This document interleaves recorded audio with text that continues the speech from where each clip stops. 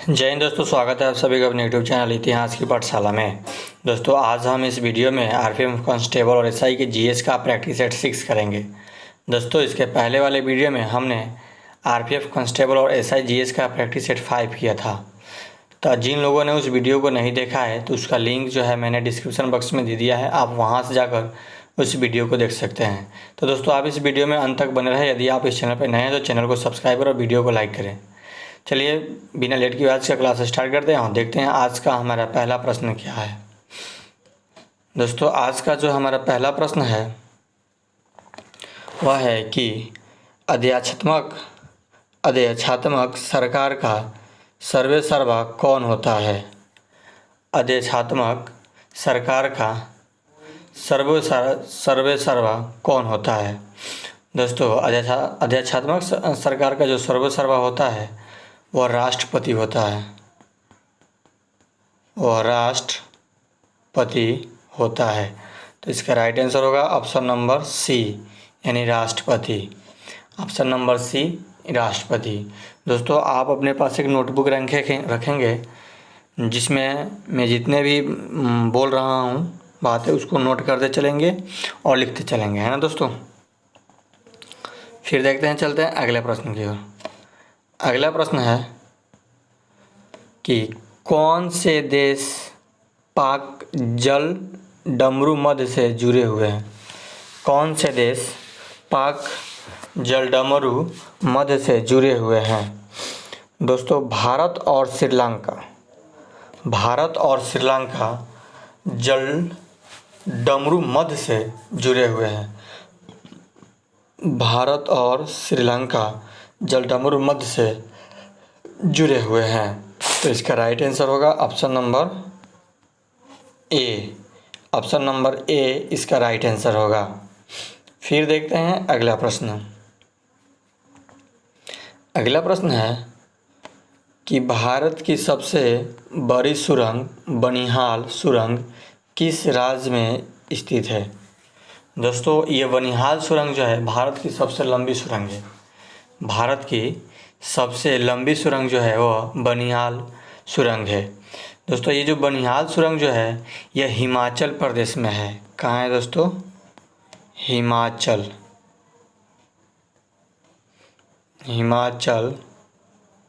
प्रदेश में है ये। दोस्तों हिमाचल प्रदेश में बनिहाल सुरंग स्थित है।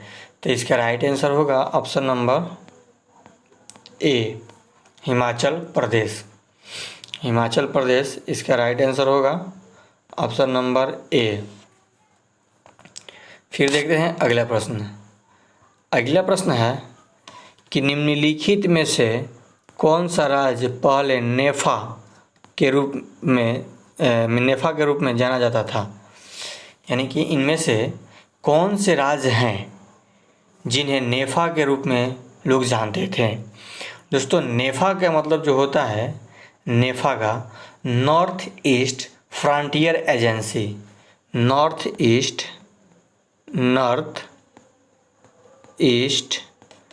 Frontier agency north east frontier agency इसका फुल फॉर्म होता है। तो दोस्तों आप इसे नोट कर लेंगे। दोस्तों इसमें जो है कि नेफा जो है निम्नलिखित में से कौन सा राज्य पहले नेफा के रूप में जाना जाता था। दोस्तों अरुणाचल प्रदेश को। दोस्तों अरुणाचल जो प्रदेश है उसे पहले नेफा के रूप में लोग जानते थे। नेफा के रूप में अरुणाचल प्रदेश को लोग जानते थे। यानी कि इसका राइट आंसर होगा ऑप्शन नंबर सी अरुणाचल प्रदेश। फिर देखते हैं अगला प्रश्न। अगला प्रश्न है कि राष्ट्रीय आहार संस्थान कहाँ स्थित है। दोस्तों राष्ट्रीय आहार संस्थान जो है वह है वाशिंगटन डीसी में। वाशिंगटन डीसी में। यानी कि ऑप्शन नंबर इसका डी राइट आंसर होगा। ऑप्शन नंबर डी इसका राइट आंसर होगा। फिर देखते हैं अगला प्रश्न। अगला प्रश्न है कि 1906 ईस्वी में कांग्रेस के वार्षिक अधिवेशन की अध्यक्षता किसने की? 1906 ईस्वी में कांग्रेस के वार्षिक अधिवेशन की अध्यक्षता किसने की? दोस्तों 1906 में कांग्रेस के वार्षिक अधिवेशन की जो अध्यक्षता किए थे उनका नाम था राय दादाभाई नौरोजी। राय दादाभाई नौरोजी। तो इसका राइट आंसर होगा option number C. Option number C, Rai Dadabhai Naoroji, है ना। फिर चलते हैं अगले प्रश्न की ओर। अगला प्रश्न है कि विद्युत उत्पन्न करने के लिए कौन सी धातु का प्रयोग होता है? विद्युत उत्पन्न करने के लिए कौन से धातु का प्रयोग होता है?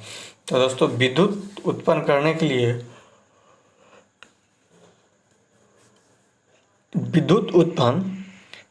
लिए यूरेनियम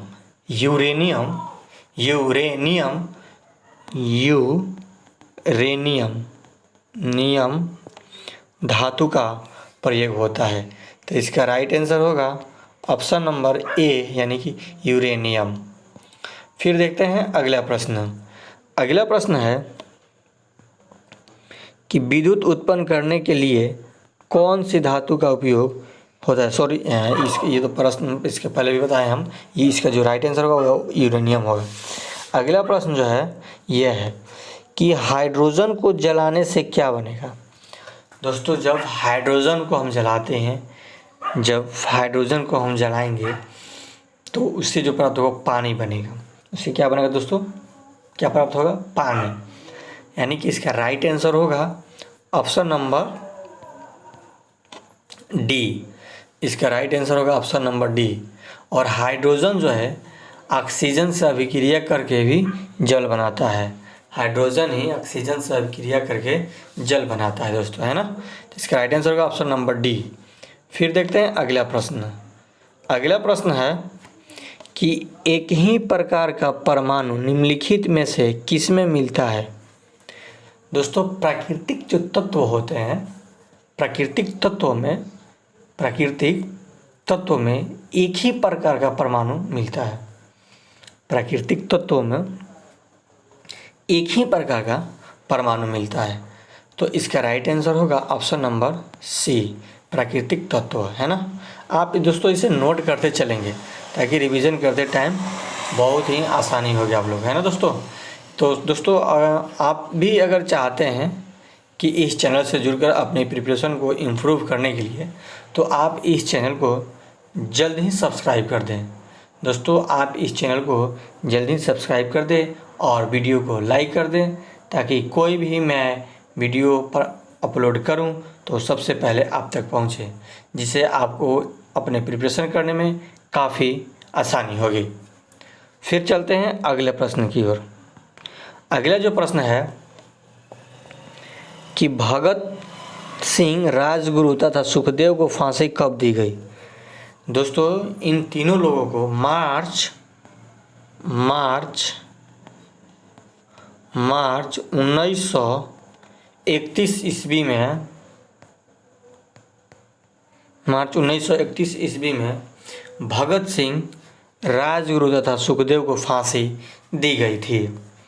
भगत सिंह, राजगुरु तथा सुखदेव को फांसी दी गई थी। इसका राइट आंसर होगा option number C. Option number C इसका राइट आंसर होगा। फिर देखते हैं अगला प्रश्न। अगला प्रश्न जो है कि स्वराज पार्टी का गठन डैश की असफलता के बाद हुआ? दोस्तों असहयोग आंदोलन के असफलता के बाद स्वराज पार्टी का गठन हुआ। तो इसका जो राइट आंसर होगा ऑप्शन नंबर ए होगा। क्या होगा दोस्तों? ऑप्शन नंबर ए इसका राइट आंसर होगा, है ना। फिर देखते हैं अगला प्रश्न। अगला प्रश्न है कि INA की स्थापना हुई डैश INA, यानी कि दोस्तों नेशनल इंडियन आर्मी, यानी कि नेशनल इंडियन आर्मी की स्थापना कहाँ हुआ था? तो दोस्तों 1945 ईस्वी में 1945 ईस्वी में नेशनल इंडियन आर्मी की जो स्थापना हुआ था वो सिंगापुर में हुआ था। सिंगापुर, यानी कि सिंगापुर में 1945 ईस्वी में इंडियन नेशनल आर्मी की स्थापना हुई थी। तो इसका राइट आंसर होगा ऑप्शन नंबर सी, यानी कि सिंगापुर में। फिर चलते हैं अगले प्रश्न की ओर। अगला प्रश्न है कि निम्न में से कौन सा भारत का राष्ट्रीय जलीय जंतु है? निम्न में से कौन सा भारत का राष्ट्रीय जलीय जंतु है? दोस्तों रिवर डॉल्फिन। रिवर डॉल्फिन जो है, रिवर डॉल्फिन भारत का राष्ट्रीय जलीय जंतु है, रिवर डॉल्फिन। राइट आंसर होगा option number A, river dolphin. फिर देखते हैं अगला प्रश्न। अगला प्रश्न है कि भारतीय मुद्रा छापी जाती है। तो दोस्तों भारतीय जो मुद्रा छापी जाती है वो नासिक प्रिंटिंग प्रेस में, यानी कि नासिक के प्रिंटिंग प्रेस में भारतीय मुद्रा छापी जाती है। तो इसका राइट आंसर होगा option number D. Option number D इसका राइट आंसर होगा। अगला प्रश्न है कि रॉलेट सत्याग्रह कब और किसके द्वारा की गई? दोस्तों 1919 ईस्वी में 1919 ईस्वी में महात्मा गांधी के द्वारा रॉलेट सत्याग्रह हुआ था, यानी कि महात्मा गांधी के द्वारा 1919 ईस्वी में रॉलेट सत्याग्रह हुआ था। तो इसका राइट आंसर होगा ऑप्शन नंबर डी। फिर देखते हैं अगला प्रश्न। अगला प्रश्न है कि भारत में ईवीएम का प्रयोग कब से शुरू किया गया?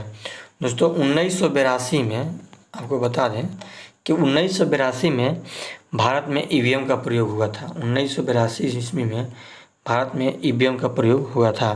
तो इसका राइट आंसर होगा ऑप्शन नंबर सी, यानी कि 1982।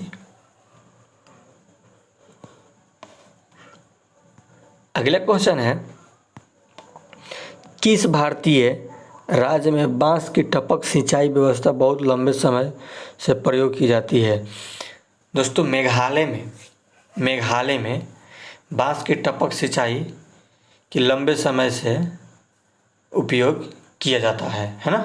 तो इसका राइट आंसर होगा ऑप्शन नंबर ए, यानी मेघालय। फिर देखते हैं अगला प्रश्न। अगला प्रश्न है कि दयानंद सरस्वती द्वारा स्थापित है। दयानंद सरस्वती द्वारा स्थापित है डैश, यानी कि जो दयानंद थे वो 1875 ईस्वी में आर्य समाज की स्थापना किए थे। किस समाज की? आर्य समाज की, है ना? तो इसका जो राइट आंसर होगा ऑप्शन नंबर बी होगा, है ना? फिर देखते हैं अगला प्रश्न। अगला प्रश्न है कि जिस जीव विकास को सर्वप्रथम किसने समझाया? दोस्तों सर्वप्रथम लैमार्क ने जीव विकास का प्रयत्न किया था। जीव विकास का प्रयत्न सर्वप्रथम लैमार्क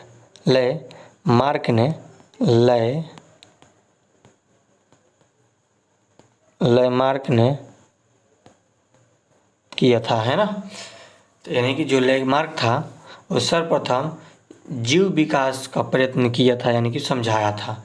तो इसका राइट आंसर होगा option number D. Option number D इसका राइट आंसर होगा। फिर देखते हैं अगला प्रश्न। अगला जो प्रश्न है यह लास्ट प्रश्न है ना दोस्तों? तो ये जो लास्ट प्रश्न है कि विश्व का सबसे ऊंचा ज्वालामुखी पर्वत है। दोस्तों विश्व का जो सबसे ऊंचा ज्वालामुखी जो पर्वत है उस पर्वत का नाम है कोटोपैक्सी, यानी कि इसका राइट आंसर होगा ऑप्शन नंबर सी, है ना? तो आशा करता हूँ दोस्तों ये वीडियो आप लोगों को अच्छा लगा है। वीडियो अच्छा लगा तो वीडियो को लाइक करें और चैनल को सब्सक्राइब करें। तो फिर मिलते हैं दोस्तों नए वीडियो में, तब तक के लिए धन्यवाद।